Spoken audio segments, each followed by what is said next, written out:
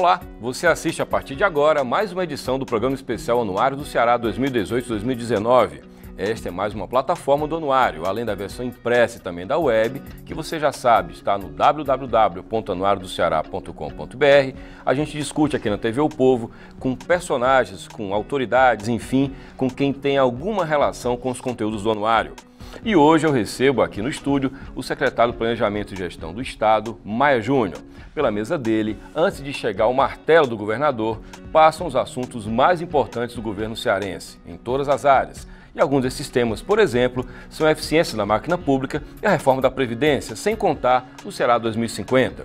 É sobre estes e outros assuntos que vamos conversar agora com o secretário Maia Júnior. Fique com a gente, o Programa Especial Anuário do Ceará começa agora.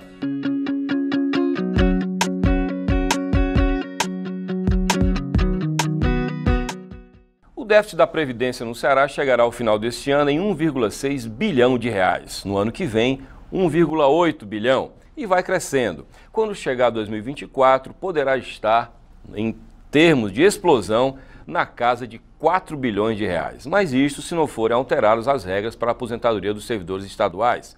Este cenário assustador para as contas públicas diz respeito a todo o repertório de obrigações do governo. O caixa é um só. O assunto está no topo da agenda do secretário do Planejamento e Gestão do Ceará, Maia Júnior. E ele está aqui conosco. Muito bem, Maia Júnior, muito obrigado pela sua participação. Josélio, eu que agradeço a você, me coloco aqui à sua disposição, dos seus telespectadores, para que a gente possa aqui construir um debate positivo para a melhoria do entendimento da população sobre assuntos que realmente são importantes para o governo e para a própria sociedade. Eu citei a reforma da Previdência, que até é um assunto que já tem muito batido, você já falou ad nauseam sobre isso, está na Assembleia, não será votado agora antes das eleições, certamente. E ainda que seja um assunto recorrente, é um assunto que está, digamos, permeando não só a agenda do Ceará, mas do governo federal também. Qual é o caminho para o Estado, Maia, para a gente contemplar esse assunto, reativar essa pauta? Qual é o caminho para o Estado ante a não reforma? Olha, Josélio, um dos pilares mais importantes hoje, eu acho, da gestão pública é a questão fiscal. Não existe políticas públicas de desdobramentos delas, no sentido de atender às demandas da sociedade, sem que haja uma estrutura fiscal que permita aos governos atender não só a melhoria desses serviços que já são prestados, como também a própria expansão dos mesmos. Sem recursos para investimento, fica muito difícil para qualquer governo. O Estado do Ceará tem uma tradição essa bastante continuada, iniciada pelo então governador Tasso Gereissati, continuada por todos os governadores que o sucederam e por ele mesmo que voltou a governar o Ceará por 8 anos. E o governador Camilo abraçou fortemente esse pilar, essa causa, que é a manutenção da estabilidade fiscal do Estado. E dentro da nossa orientação do governo, a gente tem que tentar sempre na gestão da política fiscal maximizar o investimento público. Porque é através do investimento que você traz para a população serviços tão outrora reclamados ou mesmo que tem que ser melhorados. Seja por necessidade de uma expansão física, de uma rede, seja pela melhoria tecnológica, que precisa se imputar a essa rede. Não se faz um hospital sem equipamentos. Mas também não se faz um hospital só com equipamentos e só com uma estrutura física. Também tem que se fazer com as pessoas. Nós precisamos melhorar muito a questão das pessoas. Toda essa reforma do Estado, ela traz um norte e um grande objetivo, além do investimento, que é melhorar a eficiência. E melhorar a eficiência significa melhorar a produtividade pública. Melhorando a produtividade pública, a gente tem que olhar o outro lado, que é a entrega à população de serviços de qualidade. Não só na rede de bem-estar, segurança, saúde, educação, como também nas transformações econômicas que podem sustentar essa política de desenvolvimento. E isso, Maia, me interrompendo, eu acho que é um grande desafio para um estado como o nosso, que tem 2% do PIB. Exatamente. Dinheiro novo. Dinheiro novo. o arcabouço dessa estrutura que eu estou colocando, ela tem na sua agenda, sem dúvida, a Previdência, né? A Previdência não tem que ser visto como um dogma, né? A Previdência é uma parte da questão do equilíbrio fiscal e ela pode se traduzir fortemente numa fonte de financiamento da máquina pública para os grandes investimentos da própria população, né? Podemos ter acesso a recursos remunerados a custos muito menores, né? Que é um recurso oriundo da contribuição não só patronal como do servidor, né? Mas para isso precisamos ter uma previdência equilibrada, né? Assim como temos que ter uma estrutura de pessoas qualificadas, temos que ter uma estrutura tecnológica que possa aumentar essa produtividade da máquina pública, né? Agora mesmo teve um encontro em São Paulo sobre e-government, né? Que não é nada mais do que a digitalização dos governos, o uso mais forte de tecnologias para os governos. Nós estamos trabalhando muito forte isso. Então a gente está falando de um Estado com menos servidores, porém com mais eficácia? Com mais produtividade, né? Eu diria que a gente falar no Estado com mais produtividade é ter a dimensão correta da quantidade de pessoas e essas pessoas terem as ferramentas que possam atender exatamente a máxima da gestão pública, que é a eficiência e a entrega, né? Nós estamos fazendo dentro desse projeto que a gente vem conduzindo para o governador, né, uma visão muito forte de eficiência, uma visão muito forte de produtividade, de inteligência nas decisões sobre a gestão. Esse é um outro ponto muito forte desse arranjo que a gente está montando, né, para esse novo serviço público que se avizinha, né, porque o processo de aposentadoria mostra uma exaustão do sistema velho. O sistema velho está perdendo o seu principal insumo, que são as pessoas, né, que trabalharam 35, 40 anos, tem muitos que têm mais do que a idade efetiva de aposentadoria ainda no serviço público, né? E vai vir uma geração nova, que tem que ser pautada numa outra linha de comprometimento, né, de liderança, né, de uma visão de resultados, né? Para quem? Para as pessoas. O serviço público tem que se voltar para as pessoas. Maia, você diria, diante dessa sua afirmação, que o serviço público, eu digo, o servidor público ainda se volta muito para ele? Eu vejo como um dos grandes problemas do Brasil a visão corporativa. Essa visão corporativa, quando ela é bem utilizada, ela é positiva. Quando ela é mal utilizada, elas são de interesses individuais ou interesses simplesmente de absorver privilégios, né? E dane-se o caixa do Estado, a capacidade sem entender fiscal. A condição não só fiscal, como também a condição de renda que esse Estado tem, né? A renda per capita, né, da população do Ceará é muito baixa. Como é que ela entende, por exemplo, você pagar altos salários a servidores dentro de uma realidade dela que é completamente diferente, né? É aquela história, né? O Estado pode pagar. Eu, muitas vezes, na minha empresa, né, chegava um determinado profissional, direito de aspiração mais do que normal. Maia, eu estou precisando de uma melhoria de salário, eu gostaria de ganhar tanto. Eu olhava para ele e dizia assim, amigo, eu acho que seu ciclo aqui se encerrou, porque o meu tipo de negócio, que eu já pago uma pesquisa, dentro da pesquisa de mercado, dentro de uma média de mercado, ele não consegue pagar isso que você deseja. Eu recomendo a você procurar aí uma Vale do Rio Doce, uma Volkswagen do Brasil, né? Porque esta realidade, esse tipo de negócio não paga. Eu acho você um excelente profissional, mas infelizmente estou consciente que tenho que perdê-lo, né? Porque o equilíbrio do negócio em si, para você manter a competitividade, ele não pode ser distorcido. E essa situação também não pode ir para a máquina pública, né? Como é que são as relações, por exemplo, de remuneração, né, em relação ao tamanho da população, em relação à quantidade de servidores, né, em relação à renda per capita do Estado, em relação à atratividade. Porque o que a gente precisa no serviço público é, em primeiro lugar, pensar em gente, né, que foi o que a gente não pôde pensar nos últimos 30 anos. Uma máquina inchada, ela não permitiu o Estado fazer política de gente, né? Esse momento está chegando, está se permitindo a um governo pensar a gente de forma estratégica. Acho que o trabalho que a gente está construindo e o apoio que o Camilo tem dado é para a gente conseguir construir um projeto de atratividade, né, para que o servidor público tenha a sua carreira valorizada, para ele sentir que vale a pena ser servidor público como no passado. Isso já aconteceu na vida pública. Faz mais sentido ter servidor público ou terceirizar o que for possível? Eu acho que faz sentido ainda a maioria ser de servidores públicos, né? É um custo menor do que a terceirização. Né? É um custo menor. É um custo menor. Apenas a terceirização ela tem que saber ser bem usada. Existem carreiras que hoje você não pode, por uma questão de aspiração, você manter na vida pública como carreiras de Estado, né?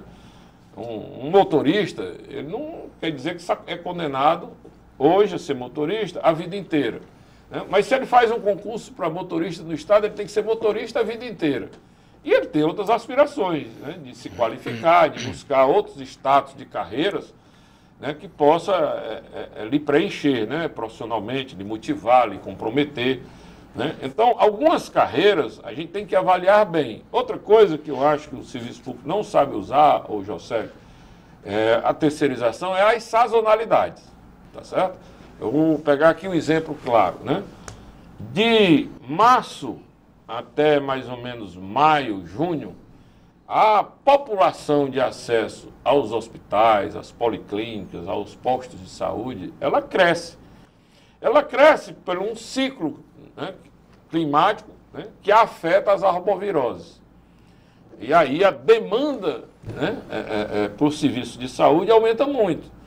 Eu não posso dimensionar uma estrutura de saúde para o pico. Para esse pico, que normalmente é de março, pelo período das chuvas mais intensas, até o fim de maio. Né?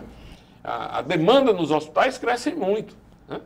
Essa é uma hora de você saber gerenciar isso com a sazonalidade. Né? Outro exemplo, as estradas. Né? Você passa a ter, no período não chuvoso, uma situação mais intensa de necessidade de pessoas. Também é uma mão de obra primária, né? A manutenção das estradas. Aí você pode utilizar isso, a terceirização, de forma mais intensa. Eu diria a você que o serviço público precisa exatamente saber como usar esses regimes, né, que são permitidos hoje na vida trabalhista brasileira pública, e usar com inteligência uma coisa e a outra. Porque eu sou defensor ainda da primarização, né, do processo de manter servidor público em algumas carreiras, porque é preciso que essas políticas de Estado sejam continuadas. E a propósito, desculpa interromper, a propósito disso, Maia, sobre continuidade, aqui eu tenho que fazer um intervalo agora, mas voltar falando de planejamento, que a gente no Brasil acostumou-se a falar no popular da mão para a boca e parou-se de planejar. E o Ceará tem hoje uma agenda chamada Ceará 2050, que passa por você também. Quero falar sobre isso e saber de continuidade. Daqui a pouco a gente continua. Vamos agora ao rápido intervalo e o programa no ar do Ceará 2018-2019 volta já conversando com o secretário Maia Júnior. Até já!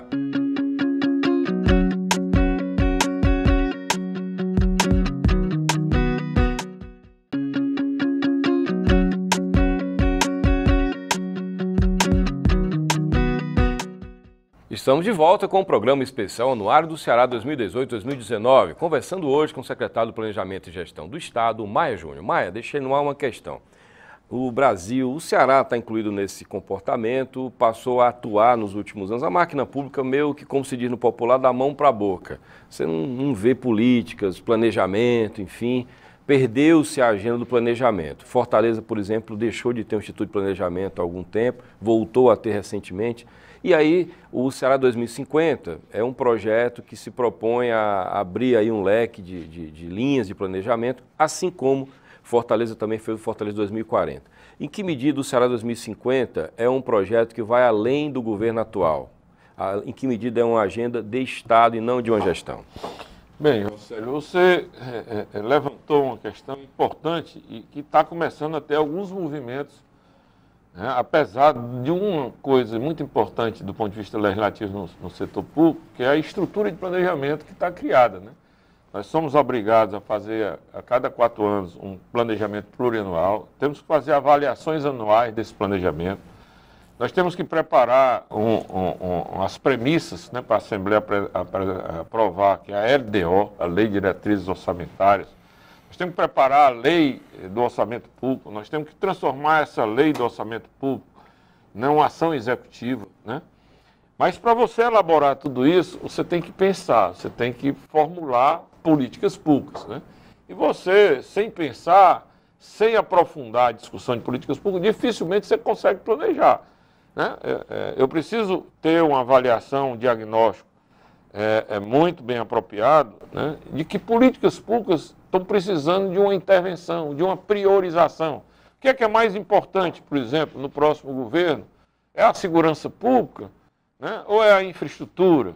Né? Dentro da infraestrutura, o que é mais importante? É os recursos hídricos ou é continuar construindo estradas, por exemplo? Estou citando aqui o que se faz necessário em pensar mais. Quando eu falei no início do debate com você, num governo mais inteligente, é um governo que consegue enxergar e estabelecer políticas e prioridades. E isso só se faz com um planejamento adequado, né?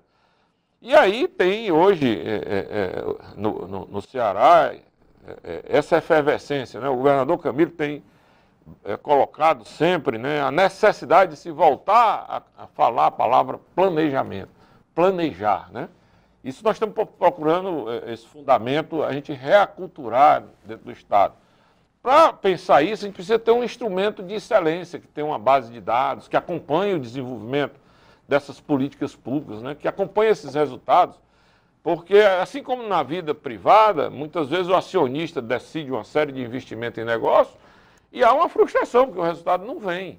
E eles têm que avaliar rapidamente e redirecionar o investimento. O setor público também tem que fazer a mesma coisa, né? Tem que ter um sistema de acompanhamento, né, para saber não só se essas políticas, através de programas que foram criados, estão dando resposta ou não estão, né? Aí tem o fortalecimento do IPES, é um outro ponto importantíssimo, né, dentro desse movimento que nós estamos fazendo. Fortalecimento de tecnologias modernas, né, o Big Data dentro do IPES, mas a gente precisa também de uma estrutura de tecnologia da informação moderna, essa coisa de ganhar produtividade através da inovação tecnológica. É tão estranho isso no mundo, né? Agora, esse seminário que teve em São Paulo, o governo mais moderno do ponto de vista de tecnologias hoje no mundo é a Estônia. Sim. Né? E foi a partir de uma dor que foi o rompimento, né, daquela subordinação à União Soviética, né, a quebra do muro, né, deu à Estônia a necessidade de se repensar, né? E eles se voltaram em usar essas tecnologias para fortalecer as pessoas, né? Eles disseram essa semana em São Paulo, né, que parece que só o casamento e mais 2 outras intervenções levam o cidadão a ir a um serviço público. Fora isso, o cidadão resolve tudo através do smart, todas as suas necessidades com o serviço público. E tem uma questão aí comportamental também, né? Certa vez eu conversava com um gestor da área de tecnologia da KPMG, mas ele dizia o seguinte, que boa parte do serviço médico pode ser feito à distância. E eu questionava, sim, mas as pessoas querem ver o médico, querem ter o médico diante delas. Ele falou, você quer ter um gerente de banco diante de você? Não, você quer resolver o problema com o banco. Então, grosso modo, ele está dizendo o seguinte, essa geração que vem aí não está muito afim de ir ao médico, ela vai sim aceitar mandar o exame, vai ser atendida por um médico à distância, por exemplo. Isso tem uma questão cultural aí. Você, inclusive, Josélio, eu acho que deve se recordar, um almoço que nós tivemos, você me apresentou um camarada, amigo seu de São Paulo, que é cearense, né, que participou de toda uma reformulação dentro do Citibank nessa questão do Internet Bank, né? E ele, naquele dia, me despertou e eu fui estudar o case dessa Estônia, né? E que está chegando ao Brasil, e chegou essa semana através de um seminário que houve em São Paulo, segunda e terça. O povo mandou um repórter, o Emerson Amarão, para a Estônia, inclusive. Isso, lá. O Banco Mundial está de olho na Estônia, né? E isso que você acaba de dizer, né? Eu vi recentemente numa visita a Barcelona, na Espanha, né? Você entra no aplicativo, ali tem uma lista de médicos, né, que você entra, escolhe um médico, diz o que está sentindo, né, e aí ele agenda pelo próprio Smart, né, um call com você, lhe consulta, lhe passa a terapia, né, já lhe cobra pelo próprio Smart, né, o valor da consulta dele. Quer dizer, isso é fantástico, porque hoje as pessoas têm, às vezes, dificuldade de escolher um médico. né, de aguardar uma consulta. Às vezes você tem uma urgência, o plano de saúde lhe bota 2, 3 meses para frente para você ter uma consulta. Quer dizer, o mundo hoje ganhou um outro contexto, ganhou uma outra dinâmica, né? E desconhecer esses movimentos que estão acontecendo e que estão gerando uma mudança radical nas carreiras, né, profissionais, é muito difícil a gente ter compreensão, porque o que a gente tem que olhar é que o mundo hoje tem que voltar a criar facilidades para a vida das pessoas, seja na assistência médica, seja num trabalho. Essa semana teve um caso de um amigo do meu filho, né, que passou um concurso em Brasília, né, ele é da Controladoria Geral da União, e ele disse, o fulano está morando aqui, eu vou para o jogo com ele. Eu digo, ele não foi para Brasília, foi transferido? Ele disse, não, ele agora trabalha em casa, é o home office, todo o trabalho dele em Brasília ele realiza em Fortaleza. Quer dizer, são comodidades, são facilidades, olhando nas pessoas. Nós temos que olhar que facilidades essa dinâmica de transformação, não só na gestão pública, as transformações das relações de comércio, dentro da economia, também precisam ser revistas. E naturalmente... O Ceará 2050, ele é uma vanguarda para a gente preparar o Ceará para frente, fazer o Ceará estar mais próximo dessas transformações, inserir uma economia nova no Estado. Agora, Maia, vamos lá. Possibilitar essas aspirações serem atendidas. É uma agenda moderna, uma agenda que fala em automatizar, em tornar alguns serviços virtuais para dar mais eficiência, versus um discurso corporativista que ainda é analógico. Quer dizer, se eu falar aqui com a liderança médica, eles vão propor mais concursos para médicos. Será que precisa de mais médico ou precisa otimizar o time que há? Será que precisa de mais hospital? E o governo tem um hospital na agenda ou precisa dar eficiência ao que já existe, terceirizar o que for possível? Quer dizer, vocês lidam aí com estágios muito diferentes muitas vezes, governo versus corporação. E mais ainda, a população também necessariamente não está nesse nível. Ela ainda tem demandas bem básicas, né? Estamos falando de um país que ainda padece da falta de saneamento, do básico. Então tem uma agenda aí que me parece que o grande desafio também é a sincronia que há, né? Eu volto, né, a uma colocação minha aqui, né? O governo precisa ser mais inteligente. As decisões não podem ser tomadas na base do improviso, né? Eu, como secretário de Planejamento, recebo muitas demandas. Né? A política atrapalha muito tudo isso, não? Em parte. Eu não tenho sentido a política sem satanizar atrapalhar a política, isso, né? Né? Não chamemos de política, as pressões de políticos, chamemos assim. Atrapalhar isso, né? Porque hoje está aí uma agenda, que é essa agenda fiscal, que preocupa muito os políticos, né? Os políticos sabem que não dá mais para sustentar um Estado como há 30, 40 anos atrás, né? Eles sabem que o Estado tem que ganhar um nível de inteligência e eficiência. Você coloca, né, esse ponto... A resistência. Da área médica, né? É um Porque exemplo. sempre a gente quer a linha de conforto. Isso não é só um privilégio da gestão pública, é da gestão privada também.